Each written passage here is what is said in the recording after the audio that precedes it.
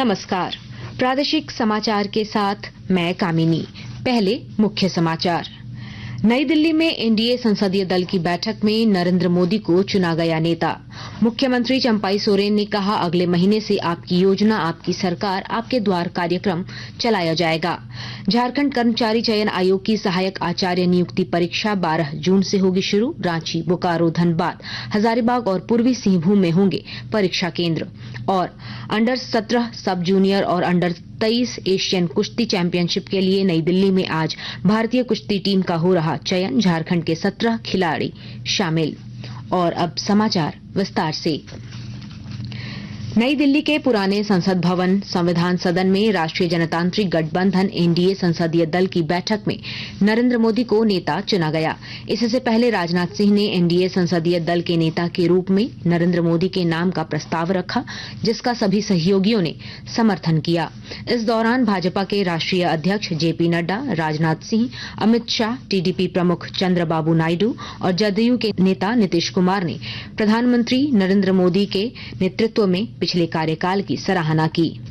इस बैठक में Bharatiya Janata party, Telugu Desam party, Janata Dal United, लोक जनशक्ति पार्टी, शिवसेना, शिंदे गुट, जेडीएस और एनडीए के अन्य घटक दलों के नवनिर्वाचित सांसद शामिल हुए।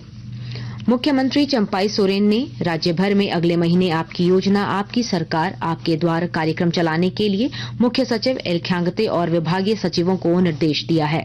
श्री सोरेन ने इसे लेकर ब्लूप्रिंट तैयार करने का भी निर्देश दिया है।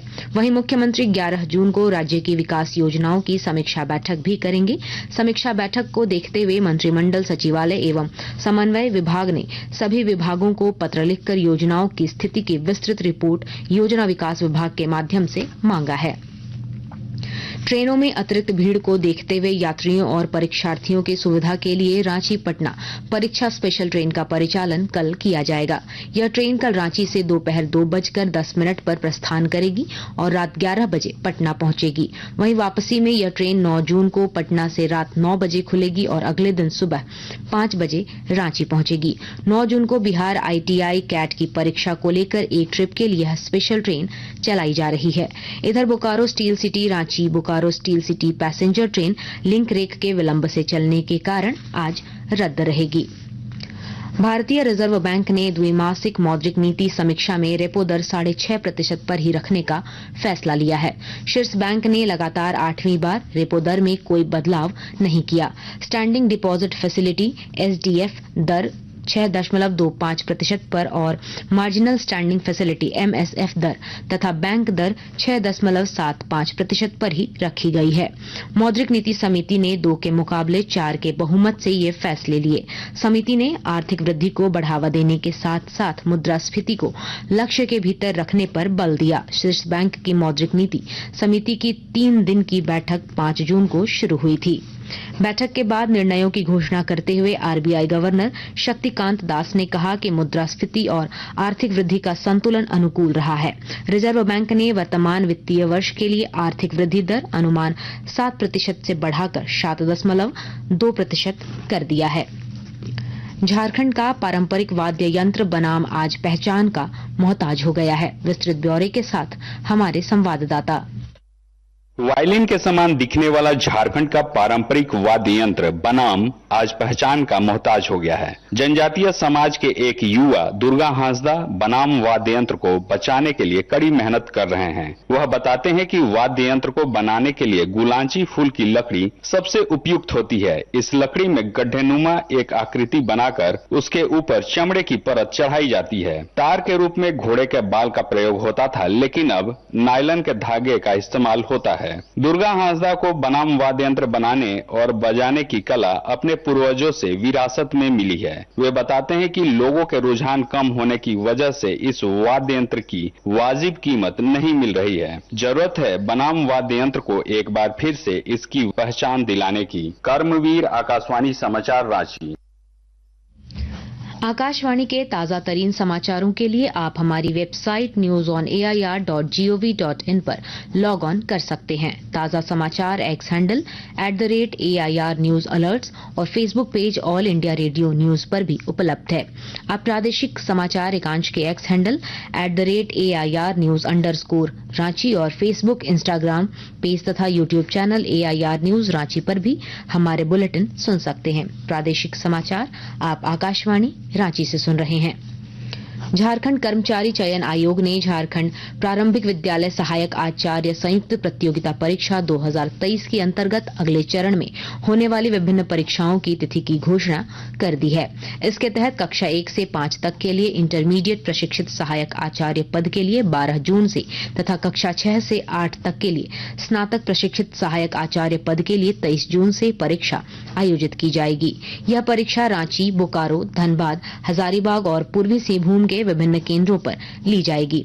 अभ्यर्थियों को परीक्षा केंद्र से संबंधित जिला की जानकारी परीक्षा की तिथि से 1 सप्ताह पहले दी जाएगी। वहीं प्रवेश पत्र परीक्षा की तिथि से 3 दिन पूर्व आयोग की वेबसाइट से डाउनलोड किया जा सकेगा। देवघर में सावन के महीने में लगने वाले राजकीय श्रावणी मेले की तैयारी को लेकर उपायुक्त विशाल सागर ने कल बैठक की। इस दौरान उन्होंने श्रद्धालुओं की सुविधा के लिए तैयार कार्य योजना और प्रस्तावित बजट पर चर्चा की। श्री सागर ने बाकी विभागों को भी कार्य योजना तैयार करने का निर्देश दिया। देवघर जिले की पुलिस ने बैंक अधिकारी बनकर लोगों के खाते से रुपए उड़ाने वाले 5 साइबर अपराधियों को कल गिरफ्तार किया है। पुलिस अधीक्षक राकेश रंजन के निर्देश पर साइबर डीएसपी राजा मित्र के नेतृत्व में साइबर पुलिस ने जिले के पथरौल और कुंडा थाना क्षेत्र में छापेमारी कर इन साइबर अपराधियों को पकड़ा है। इनके पास से पुलिस ने 6 मोबाइल फोन और अलग अलग कंपनियों के 11 सिम कार्ड बरामद किए हैं। रांची, गढ़वा और सरायकेला समेत राज्य के अधिकांश जिलों में आज से 10 जून तक हीट वेव चलेगी। इसे लेकर मौसम विभाग ने येलो अलर्ट जारी किया है। प्रदेश के उत्तर पश्चिमी, मध्य, दक्षिणी तथा उससे सटे उत्तर पूर्वी भागों में कहीं कहीं लू चलेगी। रांची में भी अधिकतम और न्यूनतम तापमान में वृद्धि होगी। हालांकि 9 जून तक आंशिक बादल छाए रहेंगे, लेकिन तापमान में वृद्धि होगी, जिससे लू की स्थिति बनी रहेगी। इस दौरान अधिकतम तापमान 41 से 42 डिग्री और न्यूनतम तापमान 28 डिग्री सेल्सियस रहने का अनुमान है। वहीं दूसरी ओर दक्षिण एवं मध्य भागों में कुछ जगहों पर तेज हवा के साथ वज्रपात की भी संभावना है।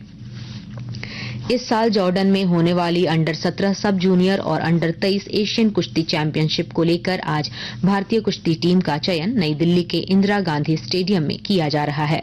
इसमें झारखंड कुश्ती की 19 सदस्यीय टीम शामिल हो रही है। झारखंड की टीम में 10 बालक और 7 बालिकाएं शामिल हैं। और अब कुछ संक्षिप्त खबरें। सरायकेला खरसावां समाहरणालय में उपायुक्त रविशंकर शुक्ला की अध्यक्षता में कल जिला समन्वय समिति की बैठक हुई। इसमें उपायुक्त ने विभिन्न योजनाओं की समीक्षा करते हुए समय पर पूरा करने का निर्देश दिया। जामताड़ा के उपायुक्त कुमुद सहाय ने जिले के अधिकारियों के साथ कल बैठक कर मनरेगा के तहत प्रत्येक गांव में 6 योजनाएं संचालित करने का निर्देश दिया। भाजपा के पूर्व प्रदेश प्रवक्ता अमरप्रीत सिंह काले की मां के निधन के बाद कल जमशेदपुर के साक्षी गुरुद्वारा में श्रद्धांजलि सभा का आयोजन किया गया, जिसमें पूर्व केंद्रीय मंत्री अर्जुन मुंडा, राज्य के स्वास्थ्य मंत्री बन्ना गुप्ता समेत अन्य लोग शामिल हुए। धनबाद के अनुमंडल पदाधिकारी उदय रजक के नेतृत्व में खनन टास्क फोर्स ने कल रात छापेमारी अभियान चलाया। इस दौरान अवैध बालू लदे 4 ट्रैक्टर और 2 407 वाहन को जब्त किया गया। रांची जिला के तमाड़ थाना क्षेत्र में कल वज्रपात से एक व्यक्ति की मौत हो गई। मृतक की पहचान धनंजय योगी के रूप में की गई है। खूंटी लोकसभा के नवनिर्वाचित सांसद कालीचरण मुंडा ने कल मुख्यमंत्री चंपाई सोरेन से मुलाकात की। इस दौरान मुख्यमंत्री ने कालीचरण मुंडा को बधाई दी। जिला विधिक सेवा प्राधिकार खूंटी और Jharkhand chamber of commerce and industries की ओर से कल चौक चौराहों पर ORS घोल और पानी का वितरण किया गया। और अब अंत में मुख्य समाचार एक बार फिर। नई दिल्ली में एनडीए संसदीय दल की बैठक में नरेंद्र मोदी को चुना गया नेता। मुख्यमंत्री चंपाई सोरेन ने कहा, अगले महीने से आपकी योजना, आपकी सरकार, आपके द्वार कार्यक्रम चलाया जाएगा। झारखंड कर्मचारी चयन आयोग की सहायक आचार्य नियुक्ति परीक्षा 12 जून से होगी शुरू। रांची, बोकारो, धनबाद, हजारीबाग और पूर्वी सिंहभूम में होंगे परीक्षा केंद्र। और अंडर 17 सब जूनियर और अंडर 23 एशियन कुश्ती चैंपियनशिप के लिए नई दिल्ली में आज भारतीय कुश्ती टीम का हो रहा चयन। झारखंड के 17 खिलाड़ी शामिल। इसके साथ ही आकाशवाणी रांची से प्रादेशिक समाचार का ये बुलेटिन समाप्त हुआ। नमस्कार।